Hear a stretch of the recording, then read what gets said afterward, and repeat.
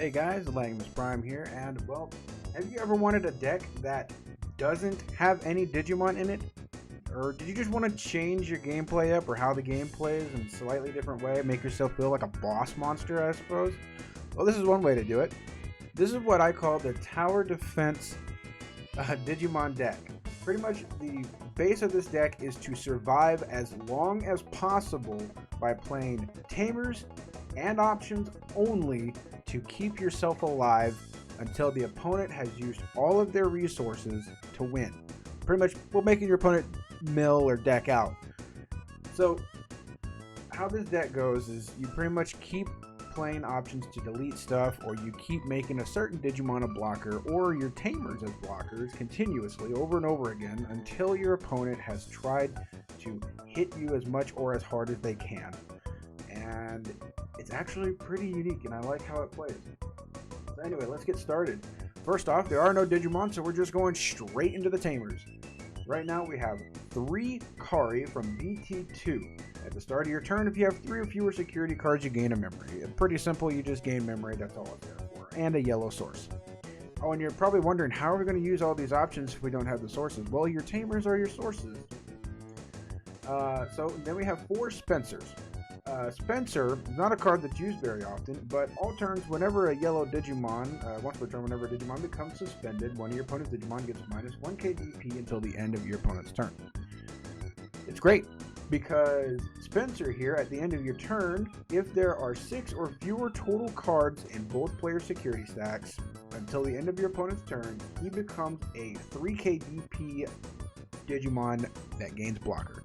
So, not only is he a blocker, but if you have multiple of these on your field, when opponent swings, you can block with it, and if he becomes suspended, he minuses their DP.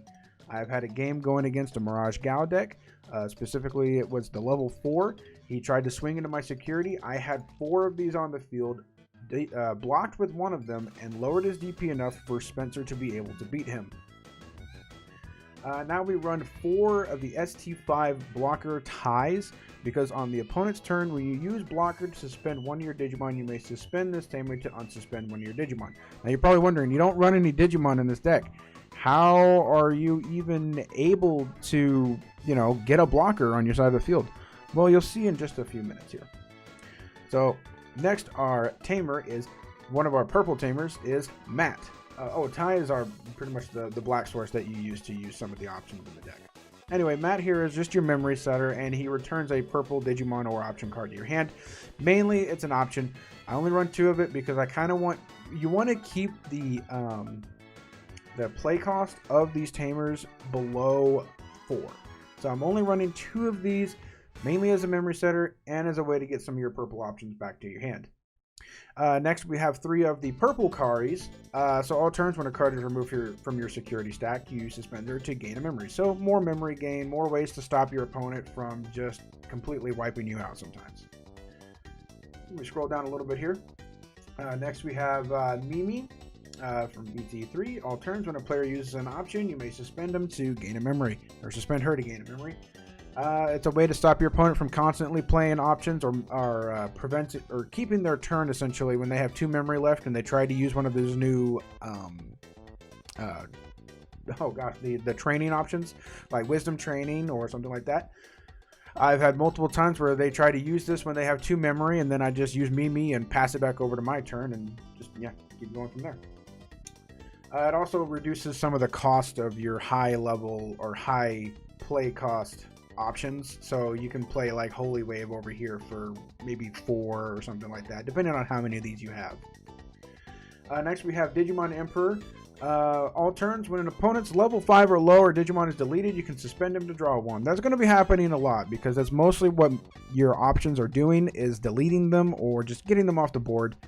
But also, opponent's turn, when one of your opponent's level 3 Digimon is moved from their breeding area to the battle area, you gain 2 memory. So this is a way to prevent your opponent from swinging for game if they don't have a memory setter and they have a rookie sitting in there. You just leave them at 1. They try to promote, they can't do it. Also, this will prevent them from getting a lot of their when Digivolving effects from their level 4s, because they have to Digivolve in the breeding area. So it's a way to just kind of stop your opponent from getting all of his stuff and just continuously trying to grab stuff from his deck. Or their deck. Anyway. Next is BT14's Jedi. This is actually a really good card for this deck. You'd never think that Jedi would be good in this deck. I mean, he's pretty good in Devas, but most other decks don't run him at all. But he's really good in this one because on play, you may reveal the top 5 cards of your deck and add 1 level 3 Digimon card, which you don't have.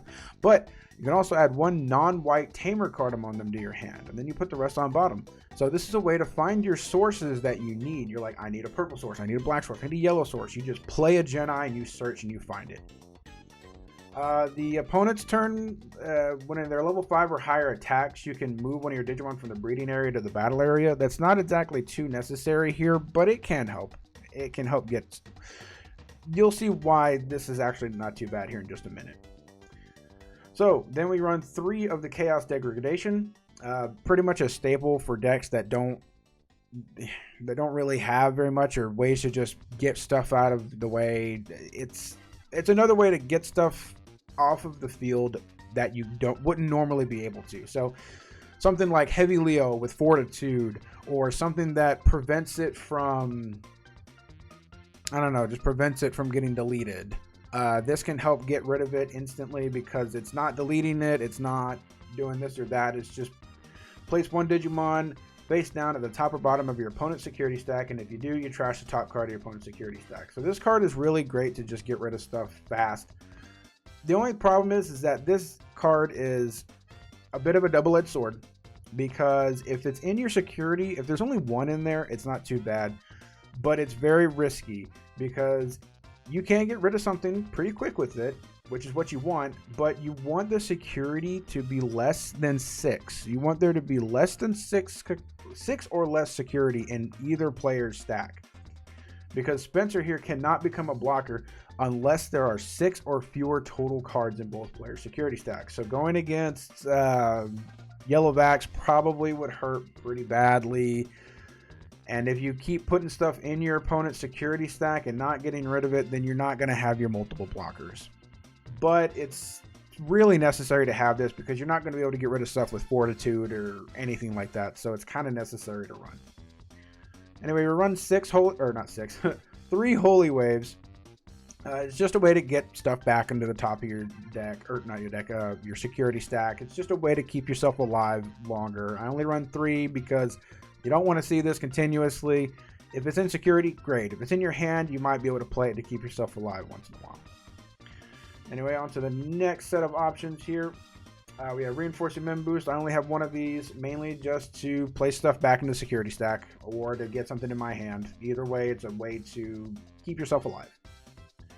Then we have a really good card you wouldn't expect, Testament.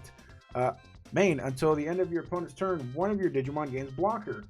You'd be wondering, like, why? Why would you run this? There's no Digimon in this deck. What could possibly be good to run this card with? Well, if it's in your security, you trigger, draw 1, and then add it to your hand. Well, you'll see why. You'll see why we're running Final Zubagon Punch and Testament.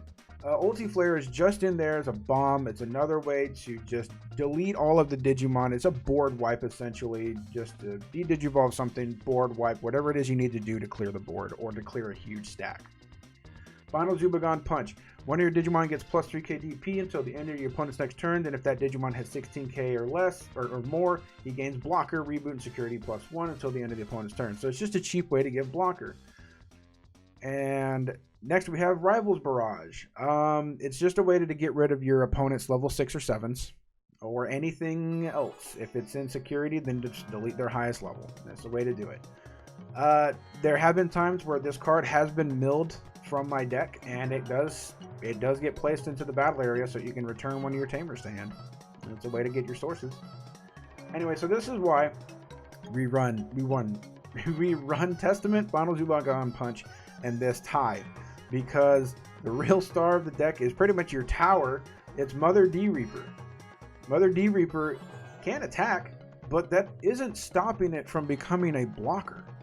So, and it isn't affected by your opponent's effects, but it's still affected by yours.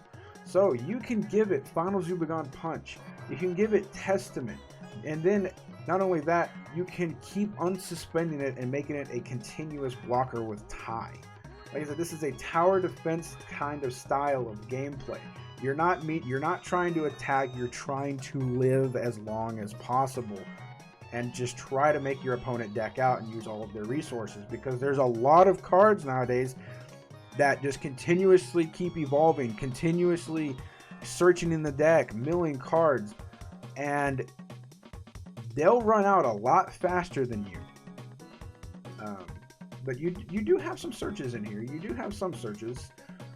So we do have another purple option here called Schwarzla.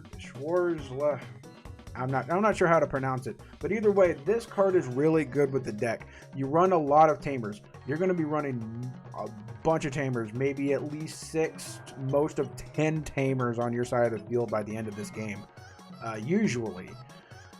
But main, for each Digimon with hybrid in its traits, and each tamer you have in play, delete one of your opponent's level 5 or lower Digimon. This is a perfect way to clear the board if they're trying to go wide, or you just need to get rid of some of their level 5s.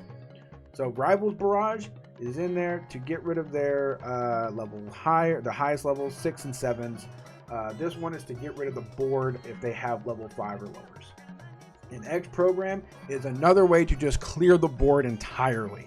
Doesn't matter what level it is, as long as something doesn't have X antibody in its traits, you can delete it. Now, that is a problem if you do go against decks that primarily run X antibody, like Luga or Black War Gray or anything like that.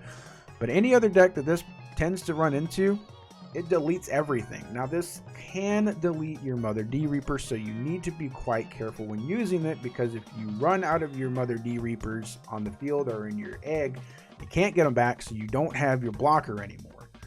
But this is just another way to board wipe, or if it's in your security, get rid of something big or whatever you need to stay alive.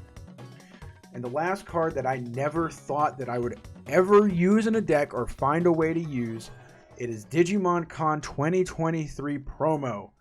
Main, reveal the top 2 cards of your deck, add all tamer cards with a play cost of 3 or less among them to your hand, return the rest to the top.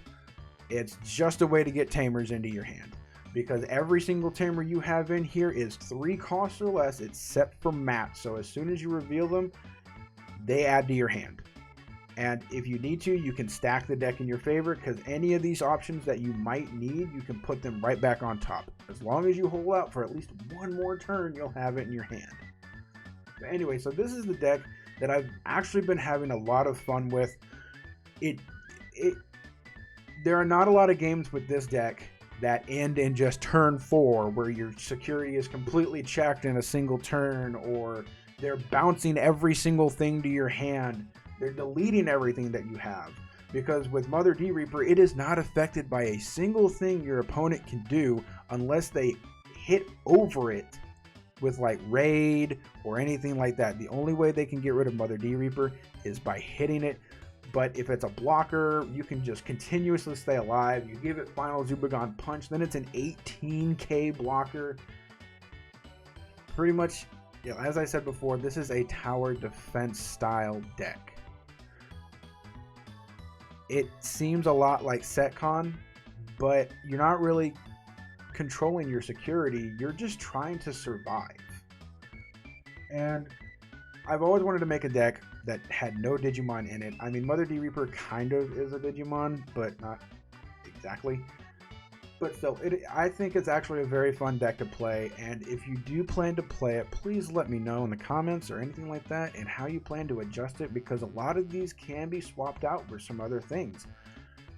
But this is just the way that I decided to play it.